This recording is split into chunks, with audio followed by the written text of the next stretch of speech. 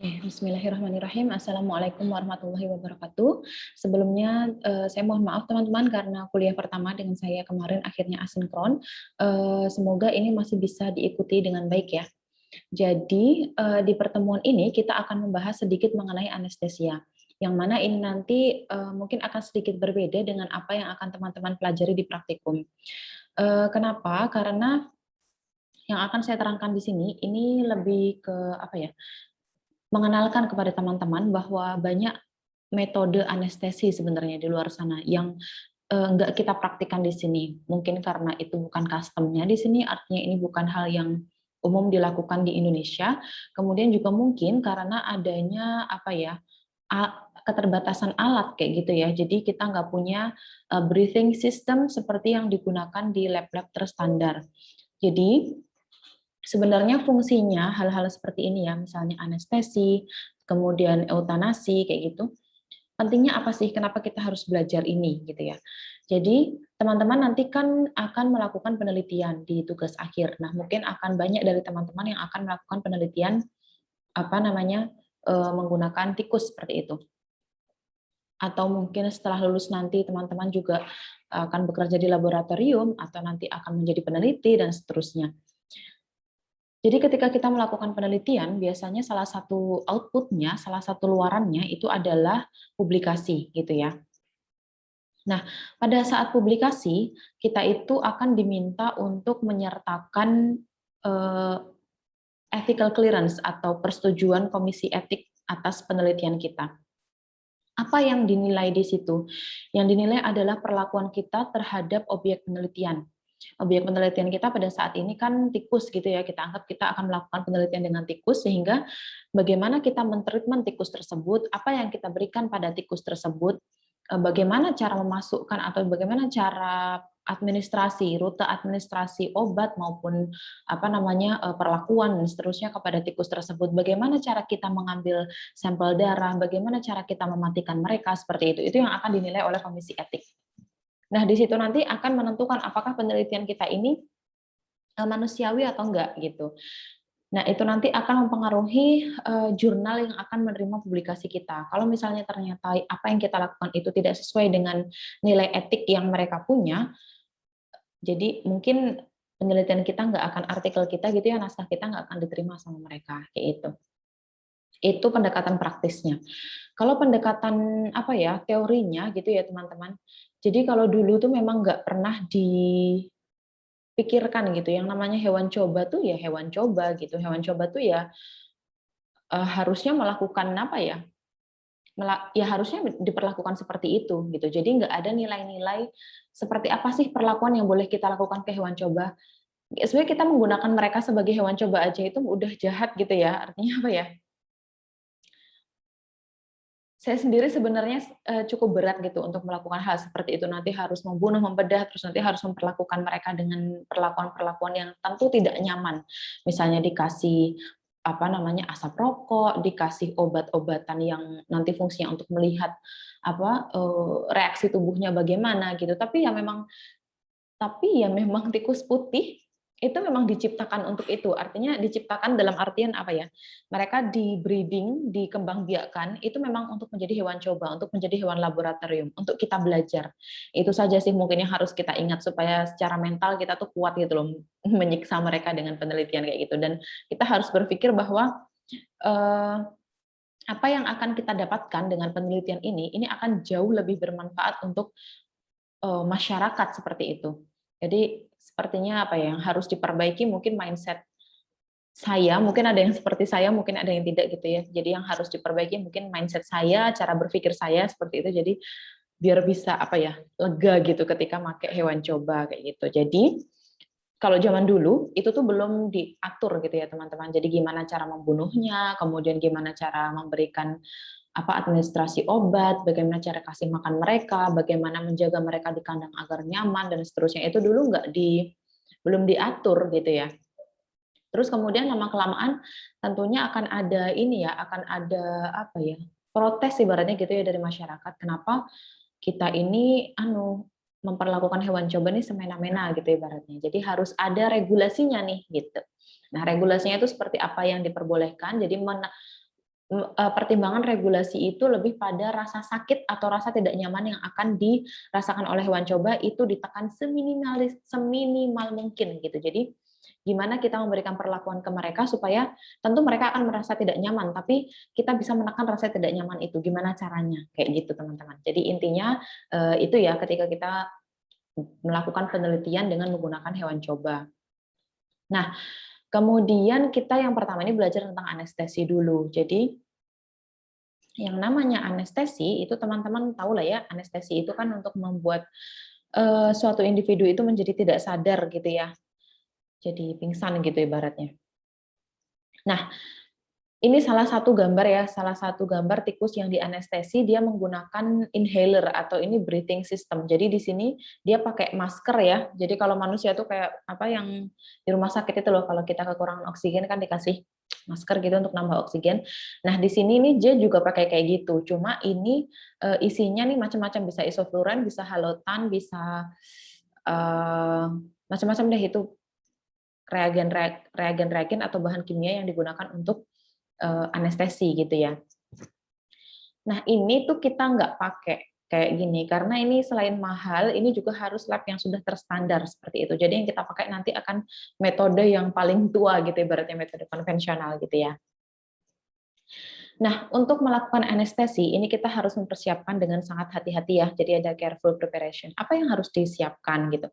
Ya, kita menyiapkan tikusnya, kita menyiapkan sistemnya, apa saja yang kita perlukan untuk melakukan anestesi ini, kayak gitu ya. Terus reagen-reagen apa saja yang kita perlukan, kayak gitu. Jangan sampai nanti di tengah-tengah tikusnya udah setengah, apa namanya, setengah dikasih obat bius gitu ya. Kita ternyata ada yang lupa gitu. Jadi itu semua harus dipersiapkan di awal, nggak boleh ada yang lupa gitu, karena kita melakukan apa ya, perlakuan ini ke makhluk hidup kayak gitu ya, yang dia juga merasakan sakit, dia punya rasa sakit, dia punya rasa tidak nyaman gitu. Jadi kita harus sebisa mungkin, semanusiawi mungkin gitu ya. Kemudian semua agen-agen anestesia yang akan kita pakai dan juga nanti monitoring equipment. Jadi nanti kalau di breathing system itu nanti ada monitornya teman-teman. Udah berapa gasnya yang keluar, tekanannya berapa, konsentrasinya berapa, kayak gitu ada tekanannya. Terus nanti itu bisa menjadi apa ya? Bisa menjadi catatan kita gitu. Jadi kita bisa memonitor, oh yang keluar gasnya udah sekian, bisa kita hitung gitu ibaratnya ya, gampangannya. Kemudian semua alat yang digunakan untuk anestesi itu sudah harus bersih dan sudah diberikan disinfektan. Terus kita harus punya apa namanya obat-obatan dan juga gas-gas anestetik yang akan kita gunakan itu dalam stok yang cukup. Ini juga makanya tadi perlu diperiksa ya di awal. Jadi kita menggunakan apa metode tadi itu careful preparation itu berarti kita menyiapkan semaksimal mungkin. Itu jangan sampai nanti pas udah di misalnya nih ya, ini si tikus ini udah dikasih masker, terus ini udah isoflurannya udah apa namanya ngalir gitu ya, nggak taunya kehabisan isofluran karena tadi di breathing systemnya nggak dicek dia masih berapa volumenya. Terus ternyata pas lihat di stoknya habis kayak gitu. Nah ini kan nggak manusiawi teman-teman, dia udah menghirup setengah atau seperempat, dia udah mulai merasakan apa namanya, udah mulai merasakan efeknya gitu ya. Habis itu ternyata nggak jadi gitu. Nah, ini makanya perlu disiapkan. Belum lagi nih kalau cuma masalah nggak jadi ya, gimana kalau ternyata apa yang kita lakukan tadi ini berpengaruh pada proses fisiologis dalam tubuhnya sehingga kita mungkin akan mendapatkan hasil yang bias gitu ya, karena ketika kita mendapatkan hasil loh ini bukan gara-gara perlakuannya, ini gara-gara kamu sendiri tadi ternyata waktu kita memberikan perlakuan seperti ini nggak tuntas kayak gitu. Jadi ini hasilnya bisa jadi bias gitu. Terus kita juga perlu aklimatisasi. Jadi aklimatisasi itu adalah proses untuk adaptasi tikus di lingkungan yang baru. Jadi karena saya ambil contoh di kita aja ya, di lab fisiologi. Lab fisiologi itu belum punya kandang ini, kita belum punya breed sendiri, kita belum punya tikus karena apa ya? Kita belum punya tikus yang kita kembangbiakan sendiri kayak gitu. Jadi kita masih beli dari luar. Biasanya kita beli dari LPPT, beli dari UMY, beli dari perorangan, kayak gitu teman-teman. Jadi mereka nih lahir dan besar di tempat yang lain, kayak gitu, dari lab. Nah, kemudian mereka dipindahkan, karena kita butuh buat penelitian ya, kemudian mereka dipindahkan gitu, dari tempat asal mereka, mau dari LPPT, mau dari lab, mau dari kandang perorangan kayak gitu, mereka dipindahkan dari sana untuk masuk ke lab kita dan mau kita perlakukan. Nah, ini harus ada proses adaptasi dulu. Kenapa? Karena perpindahan suasana, perpindahan tempat ini aja udah bikin mereka stres gitu, teman-teman. Jadi mulai dari mereka diubek-ubek gitu ya, mau dipindahkan, mereka dimasukin box atau dimasukin kandang, terus transport dari tempat mereka dibeli sampai mereka ke lab kita, kemudian membagi mereka menjadi kelompok-kelompok seperti itu merupakan perubahan yang perlu diadaptasi gitu ya. Jadi jangan sampai kita tuh beli tikus terus kemudian langsung kita perlakukan kayak gitu. Nah, tikusnya ini dalam kondisi stres waktu dipindah. Jadi kita harus bikin mereka nyaman dulu, tenang dulu gitu. Terus kalau teman-teman cerita mungkin ya sama kakak-kakak kelas yang menggunakan tikus untuk penelitian, mungkin teman-teman akan mendapatkan cerita juga bahwa kalau tikus itu perlu kenalan gitu. Jadi kita harus membiasakan mereka dengan aroma kita, dengan suara kita, dengan cara kita handling mereka kayak gitu. Jadi aklimatisasi itu tujuannya itu juga selain untuk adaptasi si tikus dengan lingkungan yang baru, ini juga lebih untuk mengenalkan tikus sama kita gitu. Supaya nanti kalau kita handling mereka, kita mau masukin obat, kita mau masukin treatment, itu mereka nggak kaget dan nggak meronta. Maksudnya nggak meronta dengan meronta karena nggak kenal gitu loh. Jadi itu nanti akan menginduksi stres lagi di mereka kayak gitu. Jadi aklimatisasi itu yang sering terjadi ya. Aklimatisasi itu ya udah tikusnya dibiarin aja gitu biar beradaptasi dengan lingkungan sekitar. Tapi penelitinya lupa bahwa mereka yang akan menghandle tikus itu harus dikenali oleh si tikus kayak gitu. Jadi mereka sering nggak berinteraksi seperti itu. Jadi pas nantinya mau mau ngambil darah, mau masukin obat kayak gitu akan terjadi skirmishes, jadi mereka akan meronta seperti itu karena nggak biasa sama kita.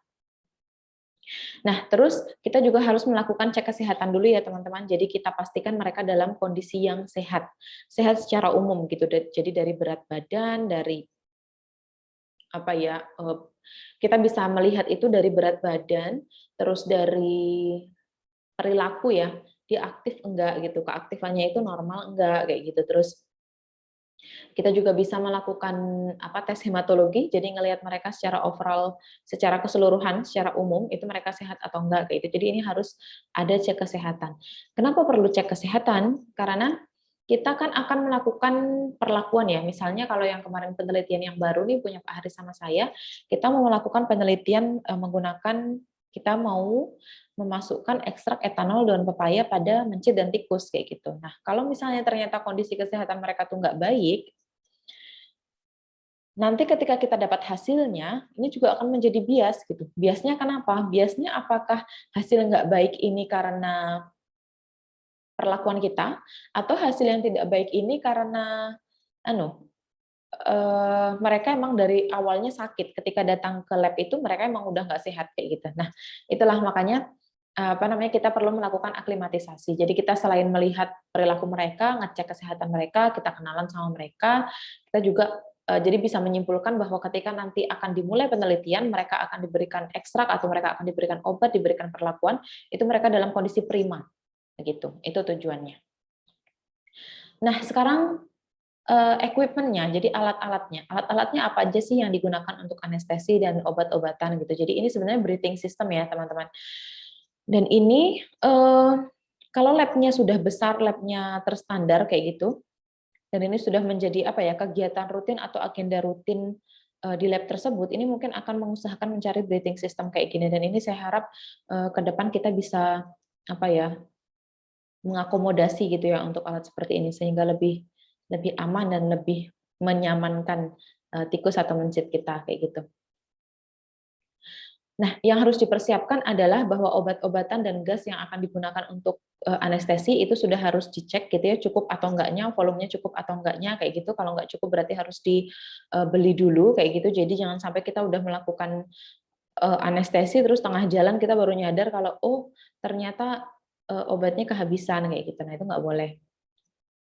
Kemudian kita juga harus ngecek kalau misalnya kita punya obat-obatannya nih udah disimpan dalam lemari, terus kita cek mereka stoknya masih cukup, volumenya cukup, cukup untuk penelitian kita. Nah, kita cek dulu tanggalnya nih expired atau enggak gitu. Jangan sampai kita pakai tanggal yang expired.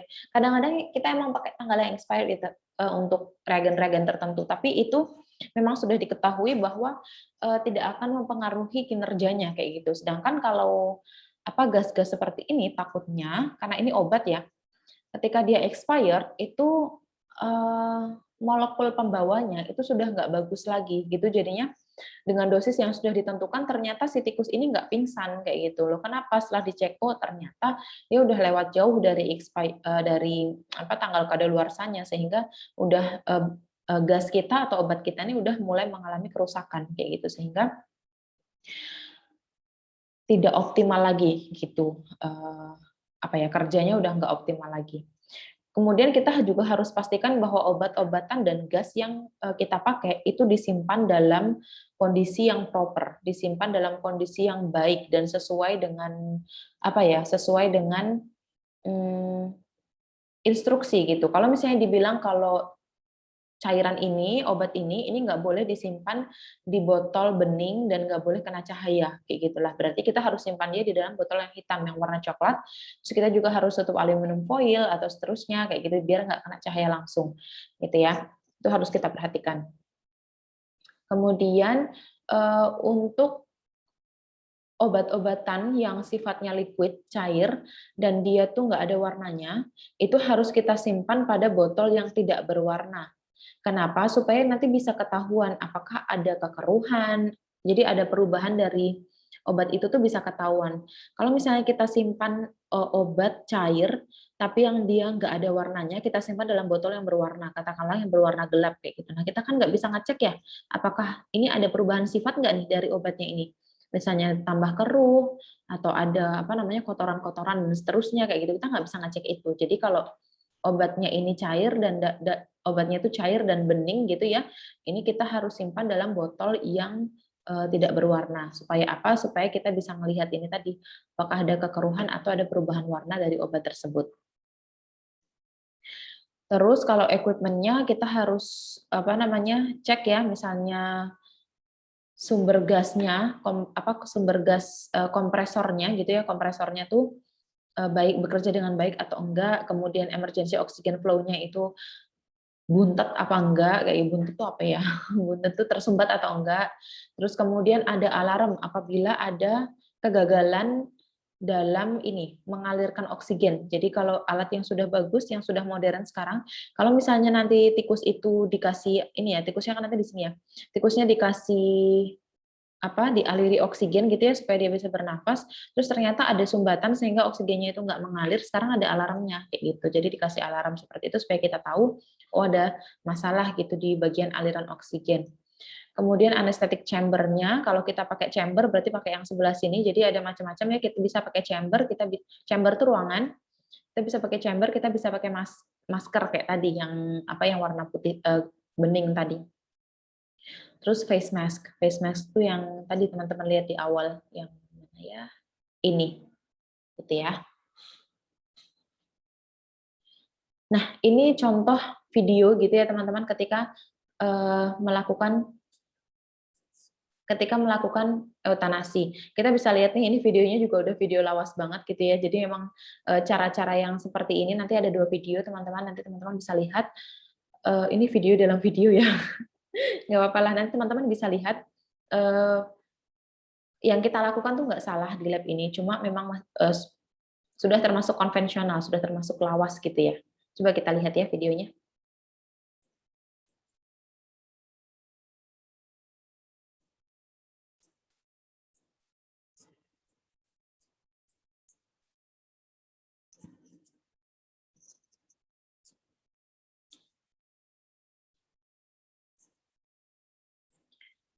BTW kalau ini nanti nggak ada suaranya, saya nggak tahu nih suaranya tuh ada nggak ya. Saya cek dulu. Kalau nanti nggak ada suaranya, teman-teman bisa ngelihat di itu ya. Ini nanti saya cepet-cepetin aja deh, saya takut nggak keluar suaranya ini. Kalian bisa lihat nanti di YouTube ya. Nanti saya sertakan filenya, maaf linknya. Terus ini nanti PPT-nya saya sertakan ke teman-teman.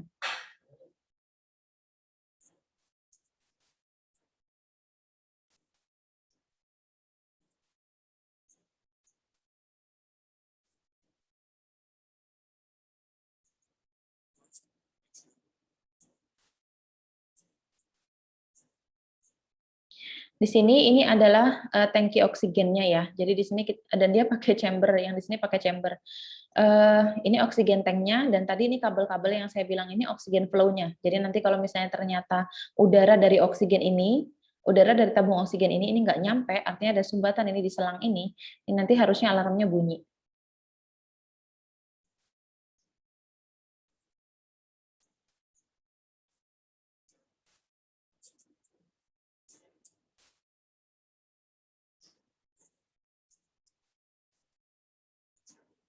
Ini adalah flow meter, oksigen flow meter. Jadi untuk ngecek di sini apakah oksigennya ini dialirkan dalam volume yang tepat. Di sini nih 1 liter per menit tadi, kalau 1 liter per menit oksigennya. Jadinya ini nanti akan terlihat berapa sih oksigen yang dialirkan volume per menit.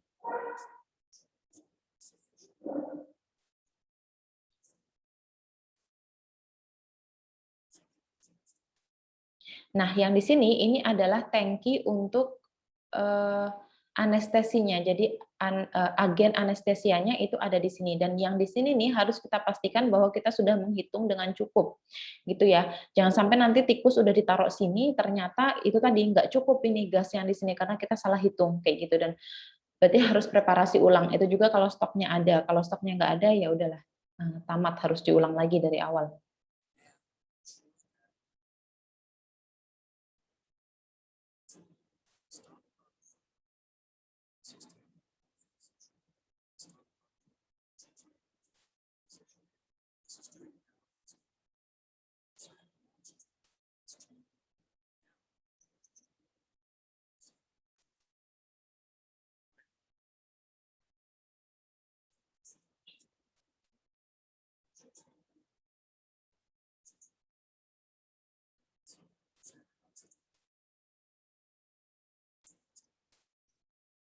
Nah, jadi sebelum tikus dimasukkan, teman-teman, ini yang ada dalam chamber ini harus oksigen 100% ya. Jadi kita harus memastikan bahwa dalam chamber itu oksigennya sudah mengalir. Kenapa? Nanti kalau tikusnya udah dimasukin oksigennya nggak ngalir, itu berarti kan dia akan suffocating ya, akan sesak nafas gitu. Karena di sini ini kan kondisi tertutup sempurna ini ya. Jadi nggak akan ada udara luar bisa masuk ke sini. Jadi kita harus pastikan bahwa aliran oksigen ke dalam chambernya ini harus berfungsi dengan baik, sempurna gitu.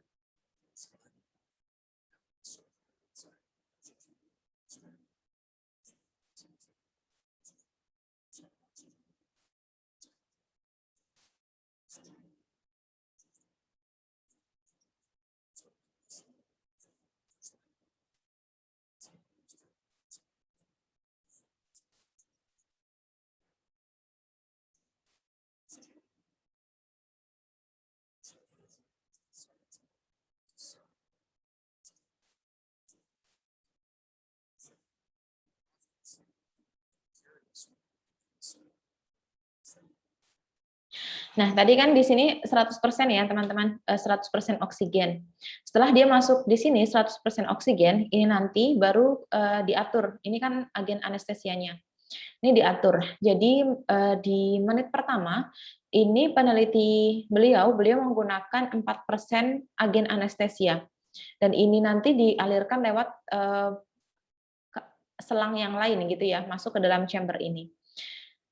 Jadi nggak langsung, jadi apa ya, gradual gitu ya teman-teman, supaya nanti antara oksigen dengan agen anestesianya itu akan ditemukan equilibrium seperti itu. Itu yang sedang diusahakan oleh beliau. Jadi nggak bisa apa ya, langsung dipompa berapa persen kayak gitu, nggak bisa seperti itu. Jadi harus gradual.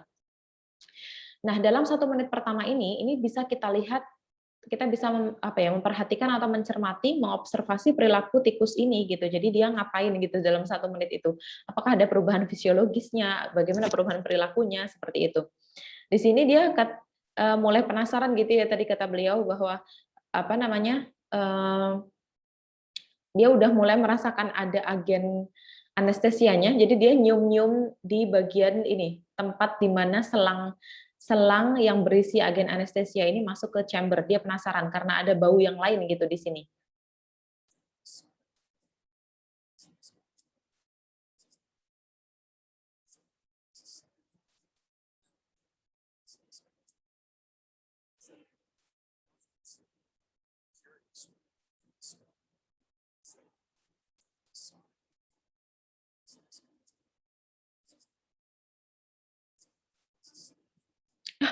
Maaf, ternyata ini dari sini ke sini selangnya. Dari sini ke sini selangnya. Jadi selang anestesianya dari sini.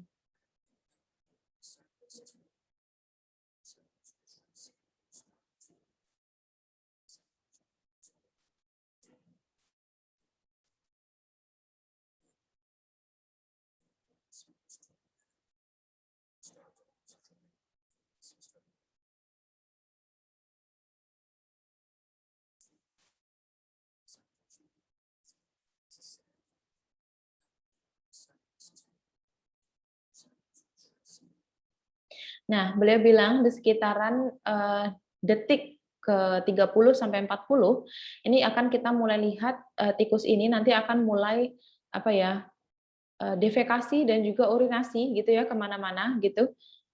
Fasenya fase eksitasi.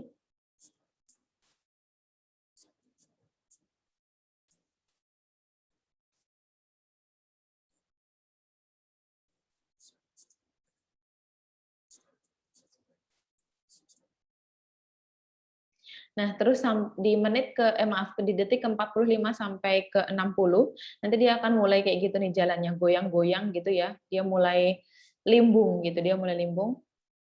Kita lihat bahwa ternyata agen anestesinya mulai bekerja mulai di 30 detik pertama, dan ini bagus ya, semakin cepat sebenarnya lebih bagus. Semakin cepat semakin bagus, tapi itu tadi dengan cara yang gradual gitu ya.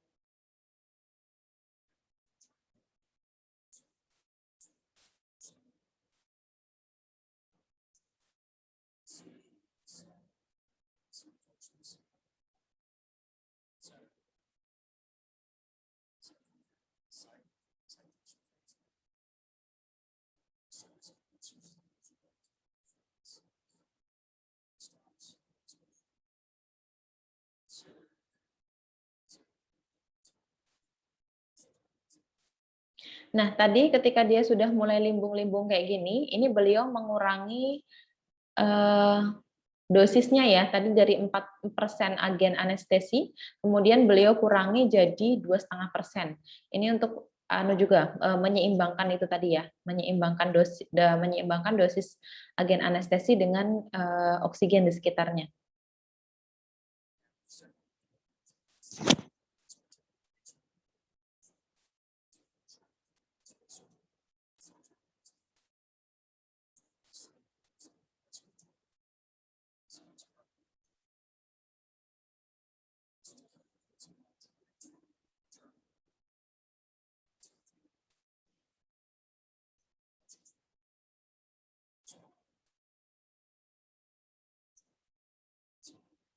Nah, gimana sih kita tahu dia udah teranestesi atau belum gitu, dia udah pingsan atau belum? Itu tadi dengan melihat di miringin boxnya, jadi dia gelundung kayak gitu.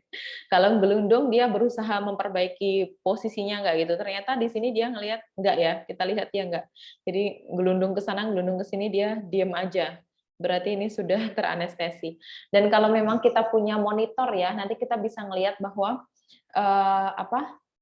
sistem pernafasannya itu nanti akan menurun, kemudian juga heartbeat-nya, detak jantungnya itu juga akan menurun gitu selama dia dalam fase anestesi seperti ini.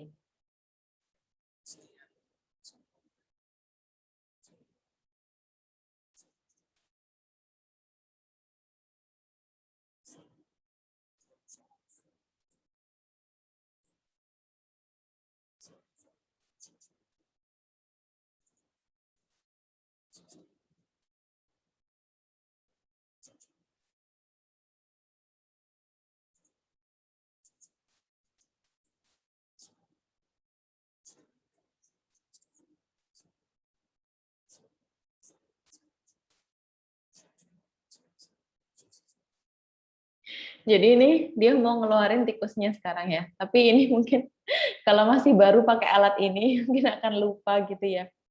Jadi sebelum dibuka gas chamber-nya, itu kita harus pastikan bahwa kita sudah mematikan ini klep. Jadi di sini tuh ada klepnya. Ini klep buat agen anestesianya. Jadi di sini klep kalau ditutup ya klepnya, nanti agen anestesianya nggak akan ngalir ke sini. Jadi tadi beliau sudah mematikan klepnya. Terus beliau juga memastikan bahwa ini sudah ditutup juga, gitu, sudah dienolkan. Tadi kan 4%, terus 2,5%, nah sekarang dienolkan. Nah, kemudian beliau nggak langsung buka, jadi udah mematikan alirannya, kemudian mematikan ini vaporizernya. Beliau nggak langsung buka, tapi beliau ingin mendiamkan gitu ya beberapa saat supaya nanti sisa-sisa dari agen anestesi di sini ini terbuang ke terbuang ke sampah gas gitu. Jadi kan ini tadi ada oksigen ya teman-teman, sini tabung oksigen. Terus tabungnya kan ngalir oksigennya kan ngalir ke sini. Nah, nanti ada selang lagi teman-teman di luar. Jadi untuk membuang sisa oksigen gitu. Jadi ada waste oksigen yang sampahnya gitu ya, metabolitnya itu dibuang. Nah, jadi ini alirannya tuh terbuka terus ya, mengalir terus gitu loh. Jadi oksigen baru, terus oksigen yang sudah lama keluar kayak gitu. Jadi muter. Nah, beliau ini mengingatkan bahwa dia akan membiarkan tikus ini di sini dulu. Jadi sebelum ngebuka chambernya, dia mendiamkan dulu. Kenapa? Supaya sisa dari gas anestesi tadi ini keluar ke selang waste-nya, selang buangannya kayak gitu. Jadi supaya ketika diangkat tutup chambernya, agen inhalasinya itu nggak dia hirup gitu ya. Nanti kalau dihirup dia yang malah mabuk gitu ya.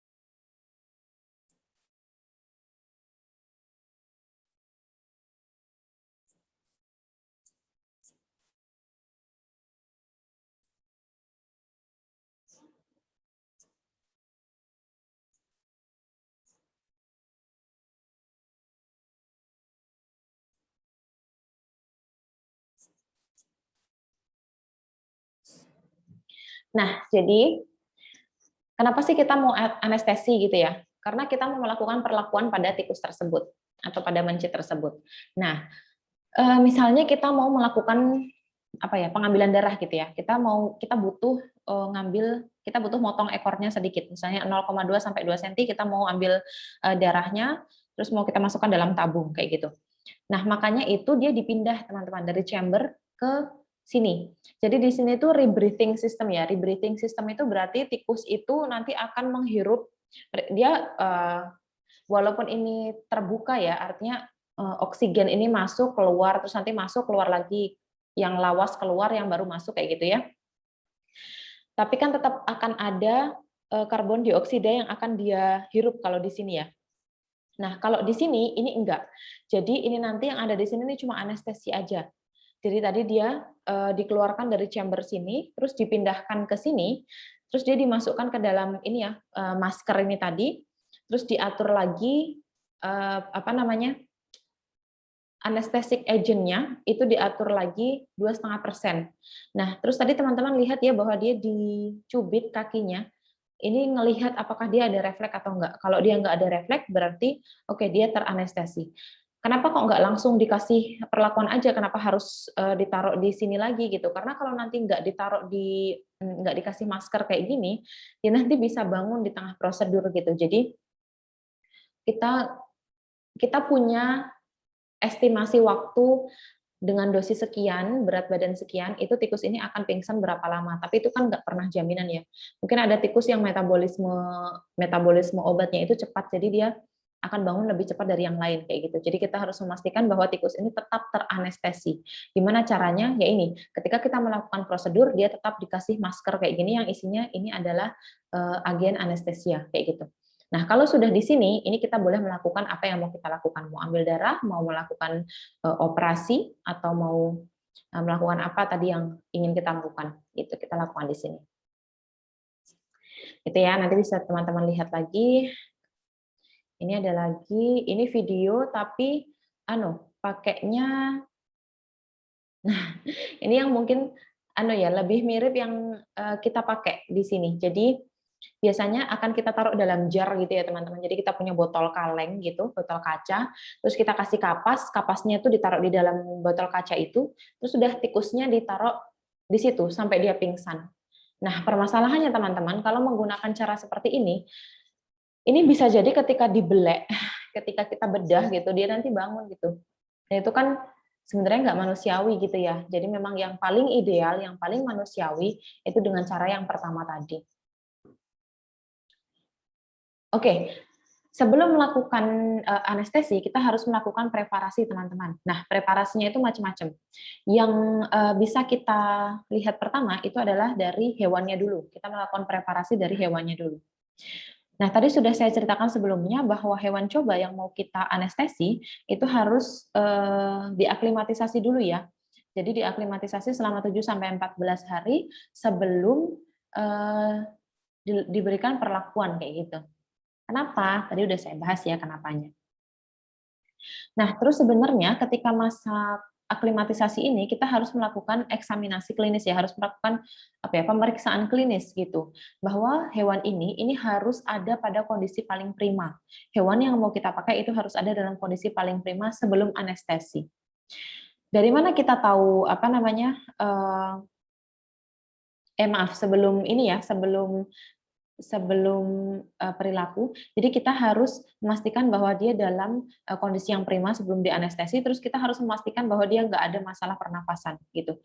Nggak boleh kalau dalam melakukan anestesi itu hewan yang mau kita coba tuh ternyata punya gangguan pernafasan kayak gitu. Itu nggak baik karena berarti nanti administrasi dari anestesinya, kalau anestesinya inhalen ya, inhalen itu berarti di model dihirup kayak gitu, itu berarti nggak akan optimal gitu ya kerjanya. Kemudian kalau misalnya si hewan ini juga punya, hewan coba ini ya, tikusnya ini punya permasalahan respiratori, permasalahan pernafasan, itu akan meningkatkan potensi akan ada potensi masalah gitu ketika dia diberikan anestesi. Jadi responnya ini kita nggak bisa menduga seperti apa. Kita nggak mau yang kayak gitu ya teman-teman. Kemudian nanti hewan yang mempunyai gangguan sistem pernafasan ini nanti juga akan meningkatkan variabel dalam penelitian, karena berarti kita harus memasukkan variabel bahwa hewan ini mengalami mempunyai gangguan pernafasan sebelum dianestesi sehingga menyebabkan dia mempunyai reaksi fisiologis yang seperti ini kayak gitu. Jadi intinya kita nggak mau deh, kita maunya hewan itu sehat, sempurna, prima gitu sebelum dianestesi. Nah, kemudian kita juga harus memastikan bahwa hewan ini punya perilaku dan appearance, penampakan yang normal. Normalnya tuh kayak apa gitu? Normalnya itu adalah bahwa hewan itu tuh nggak ada lendir yang keluar dari hidung, dari mata. Biasanya kalau ada lendir yang keluar dari hidung, dari mata, ini hewan berarti ada infeksi kayak gitu ya. Terus kita harus pastikan hewan ini nggak diare. Dari mana kita tahu diare atau enggak? Itu kita taunya dari di bagian perianal, jadi di sekitaran anusnya itu ada bulu-bulu, atau ada rambut-rambut yang basah enggak gitu, namanya? Iya, yang kayak basah gitu, jemek gitu ya, jemek Kalau kayak bulu yang habis kena klinyit, nah mungkin kayak gitu kalau kalian yang orang Jawa mungkin tahu ya. Kalau teman-teman rambutnya panjang terus kan lari-lari olahraga terus berkeringat terus kan rambutnya kayak nempel gitu kan di kepala. Nah, kayak gitu. Jadi kita lihat apakah rambut-rambut di bagian anus itu seperti itu atau enggak, nempel enggak gitu. Nah, kalau saling nempel ini berarti kemungkinan dia diare kayak gitu ya. Terus habis itu kita juga harus melakukan monitoring pada ini air dan makanan yang kita kasih. Mereka makan dan minum dengan baik atau enggak, normal atau enggak, kayak gitu. Kalau misalnya ternyata makannya enggak disentuh, lah berarti dia nih mungkin stres, mungkin sakit gitu. Jadi dia enggak mau makan. Terus habis itu kembali sedikit ke aklimatisasi ya.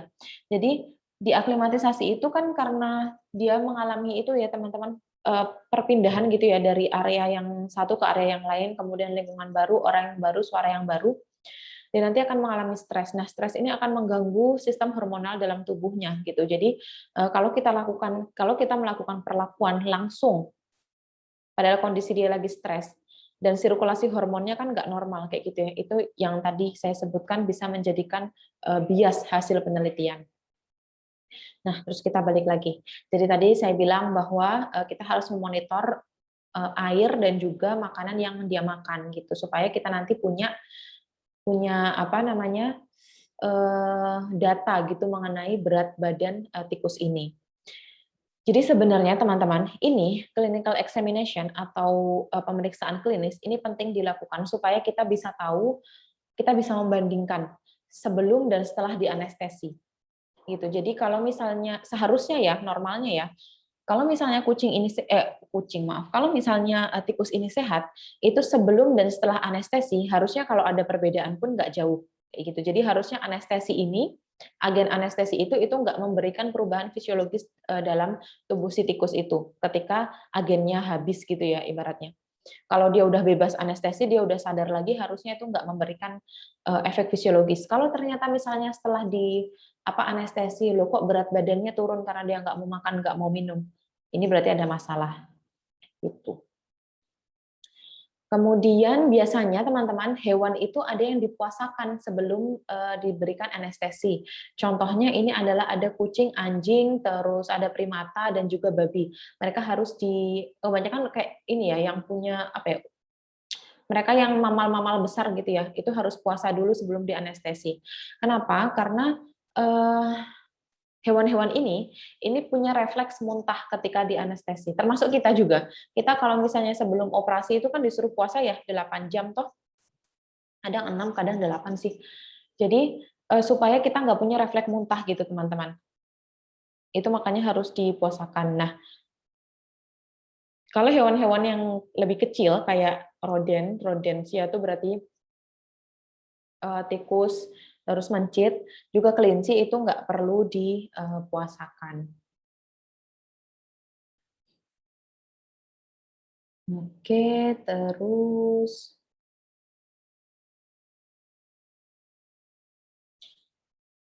nah kemudian anestesinya. Terus anestesi ini kita harus menentukan ya, ketika kita mau anestesi kita harus menentukan prosedurnya.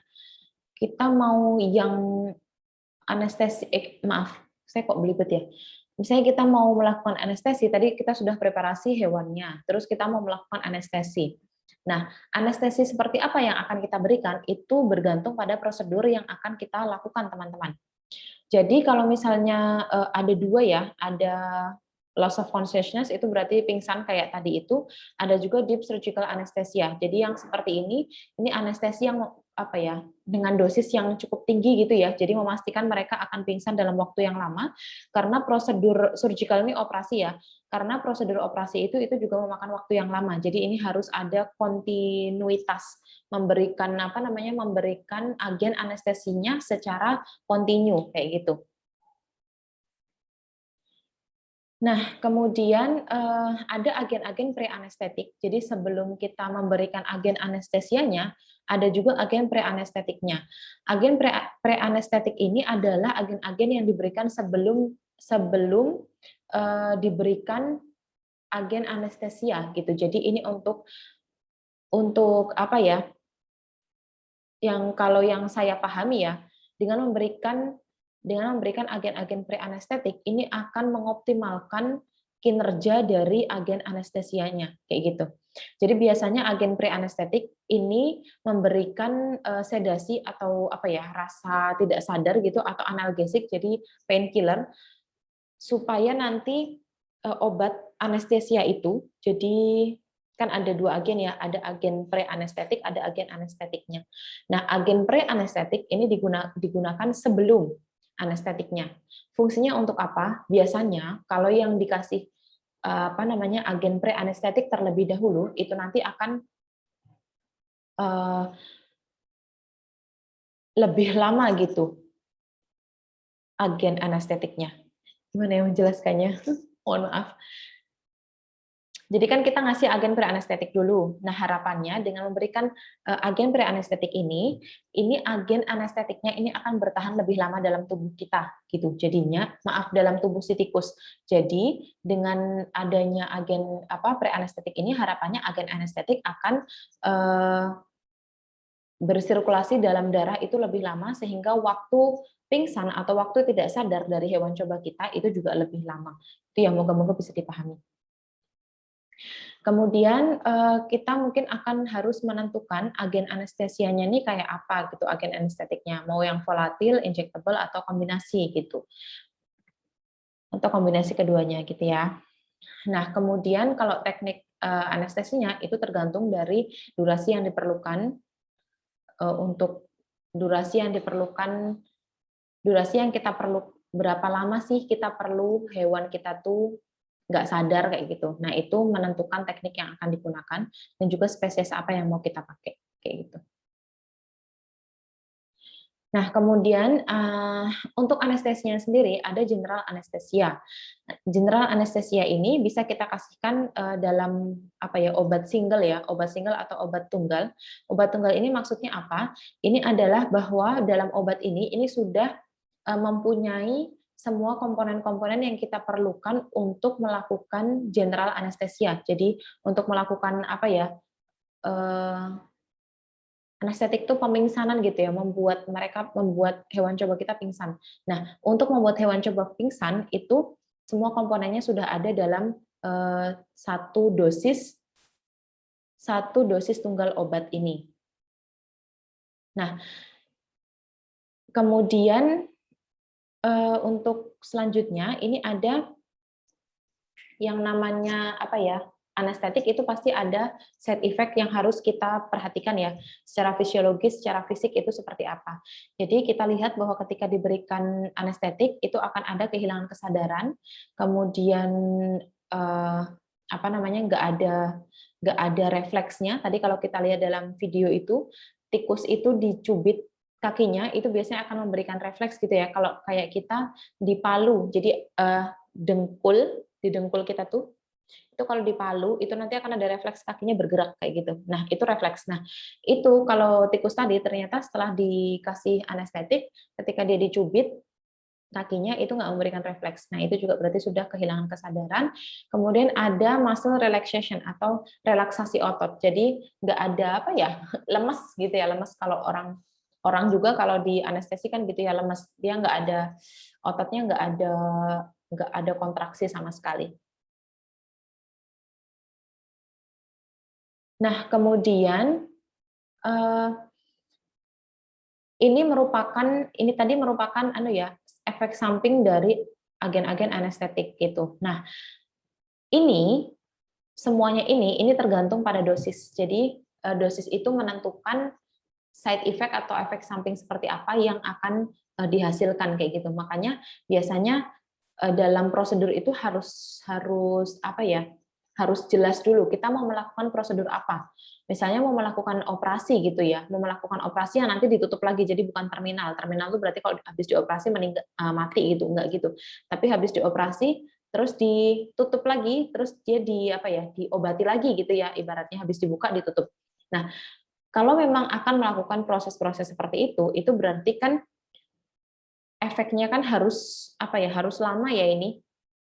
Berarti dosisnya juga harus lebih tinggi daripada misalnya cuma motong ekor, ngambil darah, atau cuma melakukan sayatan misalnya kayak gitu.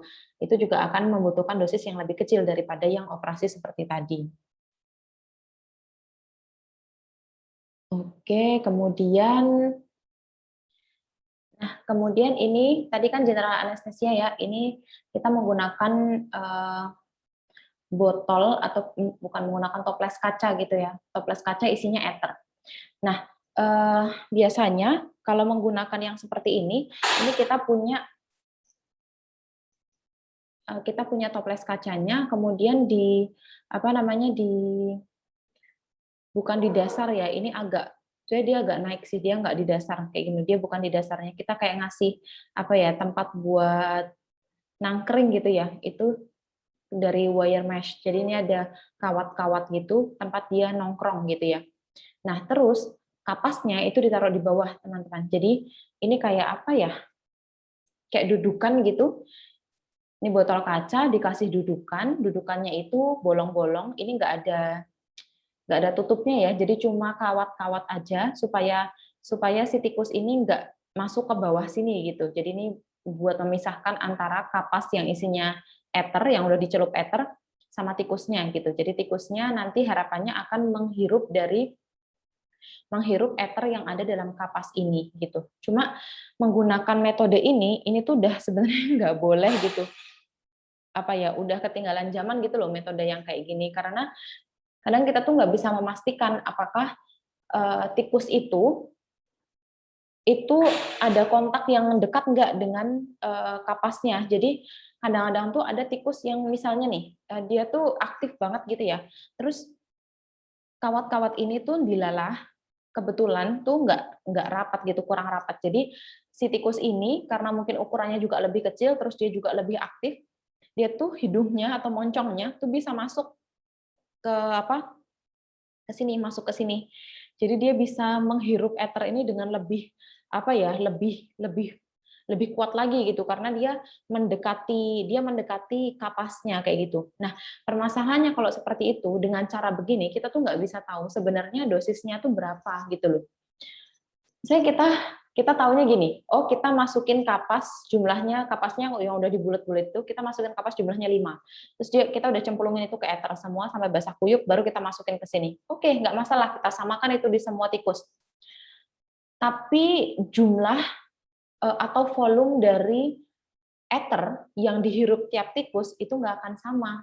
Ya kan, karena tikusnya akan berbeda gitu, dan cara gerak dia tuh juga akan berbeda gitu loh di dalam sini. Beda dengan cara yang pertama tadi menggunakan breathing system. Kalau menggunakan breathing system itu kita pastikan bahwa yang dihirup tikus itu akan sama gitu. Atau paling nggak meminimalisir seperti itu. Jadinya yang menggunakan model apa namanya? Toples ether kayak gini tuh sebenarnya udah ketinggalan zaman ya. Nah, ini yang tadi teman-teman lihat, ada yang breathing system seperti ini, harusnya sih kita pakainya begini. Nah, yang kayak gini tuh ada yang udah ini teman-teman, ada yang udah dilabel. Jadi untuk breathing system tertentu ini cuma bisa pakai isofluran aja, misalnya kayak gitu. Isofluran itu salah satu agen anestetik. Jadi agen anestetik itu ada banyak, ada isofluran, ada halotan, kemudian ada tadi ether kayak gitu ya. Nah, ini tuh yang dipakai di sini yang boleh masuk dalam tabung ini itu hanya isofluran seperti itu. Itu banyak yang sudah di custom seperti itu. Terus ini adalah kondisi ketika tikus tadi itu dipindahkan ya, teman-teman. Tikus tadi kan awalnya ada di chamber. Terus kemudian dia dipindahkan ke non rebreathing system gitu ya. Jadi dia ditaruh di alas tadi, terus dimasuki masker kayak gitu kan. Nah, maskernya tuh ini. Terus di sini ini adalah flow dari mesin anestetik tadi. Terus ini adalah contoh-contoh dari agen-agen anestesia, teman-teman. Ada isofluran, ada sevofluran, desfluran, halotan, enfluran, metoksifluran, ether, terus kloroform, terus trichloretilen, kemudian ada cyclopropen. Nah, ini nggak semuanya bisa make ya. Jadi ada ini ada ceritanya nih di masing-masing. Bentar. Aduh. Oke, ini saya ganti. Jadi ini buku yang saya pakai. Jadi di sini agen-agen yang dipakai itu ada banyak sebenarnya ya. Ini contohnya tadi saya sebutkan ada isofluran. Isofluran ini keuntungannya atau keunggulannya, dia menginduksi anestesi dengan cepat dan juga recovery-nya cepat. Jadi kadang-kadang ada yang seperti ini teman-teman. Dia dikasih agen anestetik, induksinya cepat tapi recovery-nya lama, dia bangunnya lama. Terus setelah bangun ternyata ada efek fisiologis yang kita nggak inginkan, kayak gitu. Nah, kalau isofluoren ini dia induksinya cepat ya. Induksi itu dalam artian membuat hewan coba kita nggak sadar itu dalam waktu yang relatif cepat. Kemudian recovery dari anestesia itu juga cepat. Kemudian dalamnya atau sejauh apa efek anestesia itu kita inginkan, itu bisa diatur dengan mudah seperti itu. Jadi misalnya konsentrasi sekian itu dia bisa pingsan selama sekian jam, terus konsentrasi sekian bisa pingsan sekian jam. Nah, itu cenderung sudah ada polanya, sudah ada pattern-nya kayak gitu. Kemudian dia juga nggak mengiritasi, terus dia tidak eksplosif ya, jadi dia tidak mudah meledak, juga dia tidak mudah terbakar. Jadi ini bagus banget. Tapi efek yang nggak bagusnya ternyata isofluoran ini menyebabkan apa ya? Bisa mungkin di beberapa kelompok hewan uji itu ternyata dia menyebabkan masalah kardiovaskular dan respiratori. Jadi ada masalah kardiovaskular dan sistem pernafasan yang disebabkan karena anestesi isofluoren. Gitu. Kemudian ada lagi misalnya kayak sevofluoren. Sevofluoren ini dia memberikan efek anestesi jauh lebih cepat daripada isofluoren, dan dia juga recovery-nya juga cepat, recovery dari fase anestetik itu juga cepat. Terus juga dalamnya anestesia itu juga bisa diatur dengan mudah, sudah ada pattern-nya juga. Dia nggak mudah meledak, nggak mudah terbakar. Terus dia juga nggak bau. Jadi itu juga sebenarnya penting ya, baunya tajam apa enggak. Dan sevofluoren ini nggak bau. Cuma masalahnya dia mahal. Jadi biasanya yang bagus-bagus kayak gini nih biasanya mahal kayak gitu. Terus ada juga halotan. Halotan itu gampang ya karena dia ringan gitu. Jadi dia gampang untuk gampang untuk dihirup karena ringan. Kemudian induksi dan juga recovery-nya cepat, 1-3 menit aja. Ini juga non iritan. Jadi nggak mengiritasi, dia nggak menyebabkan iritasi, nggak mudah terbakar, nggak mudah meledak. Tapi ternyata efeknya adalah bahwa halotan ini pada beberapa subjek hewan coba itu memberikan gangguan pada sistem kardiovaskuler kayak gitu. Terus ada lagi yang kayak ether kayak gitu ya. Nah, ether ini yang sering kita pakai. Ini ada sebabnya gitu ya. Jadi ether ini juga ringan kayak halotan, dia gampang untuk dihirup. Terus masalahnya adalah susah untuk membunuh. Kita tuh kalau ingin membunuh hewan coba menggunakan ether itu susah gitu. Jadi biasanya kalau kita mau membunuh hewan coba itu kan kita pakai agen anestetik juga, tapi dosisnya kita naikkan kayak gitu. Dosisnya kita naikkan yang cukup untuk membunuh hewan coba tersebut. Nah, kalau pakai ether itu ternyata tuh susah gitu. Udah di overdosis juga, itu tuh banyak banyak yang gagal gitu ketika akan membunuh hewan coba menggunakan ether gitu. Tapi karena dia susah untuk membunuh ya, dia susah digunakan sebagai agen eutanasi itu membunuh, itulah makanya dia aman gitu digunakan untuk peneliti-peneliti pemula yang belum pernah melakukan anestesi, terus baru mulai nyoba belajar, dia pakainya ether. Kenapa? Karena itu tadi dia selain ringan, murah, terus dia aman, tidak tidak amannya itu dalam artian kalau kita overdosis pun itu nggak akan membunuh hewan coba kita gitu. Beda kalau kayak yang halotan, kayak yang isofluoran, desfluoran dan seterusnya. Kalau kita salah hitung di overdosis, itu resikonya hewan coba itu mati gitu. Tapi kalau ether enggak. Nah, tapi masalahnya teman-teman menggunakan ether ini baunya kuat banget. Terus ini menyebabkan banyak hewan coba, terutama tikus gitu ya, dia tuh nggak senang gitu dengan bau itu. Jadi akan menyebabkan stres untuk si tikus. Kemudian dia juga berpotensi untuk menjadi iritan. Jadi kalau kena kulit, dia akan menyebabkan iritasi kayak gitu. Terus menyebabkan ini banyak banget efek-efek yang tidak baik gitu ya. Misalnya kayak menyebabkan batuk gitu. Mungkin yang batuk ini kita nggak membayangkan tikus batuk ya. Kalau misalnya kita ether dipakainya di kucing, kelinci yang agak besar-besar kayak gitu. menyebabkan batuk, kemudian ada drooling atau sekresi saliva yang berlebihan seperti itu karena karena diberikan anestetik dari jenis ether gitu ya. Jadi banyak efek samping yang tidak diinginkan dari ether ini. Terus juga kalau misalnya hewan coba kita itu sudah ada hewan coba kita itu sudah punya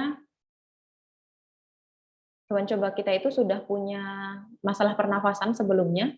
Kalau dikasih ether itu akan makin makin kalau dikasih ether akan makin memperparah kondisinya kayak gitu. Jadi itu sebabnya kenapa ether tuh nggak banyak dipakai lagi seperti itu. Terus yang di sini nih yang 3 ini bagus, semuanya bagus. Jadi udah murah, terus dia juga induksi sama recovery-nya tuh cepat. Tidak menyebabkan efek samping untuk hewan coba kita, tapi sayangnya mereka ini flammable, jadi mudah terbakar dan mudah meledak. Jadi ini sebabnya kenapa nggak dipakai. Padahal ini kalau sebagai agen anestetik itu udah bagus banget gitu ya, tapi ternyata mereka mudah terbakar dan mudah meledak sehingga nggak bisa pakai itu. Karena kalau di lab pasti harus memastikan itu ya keselamatan kerja ya seperti itu.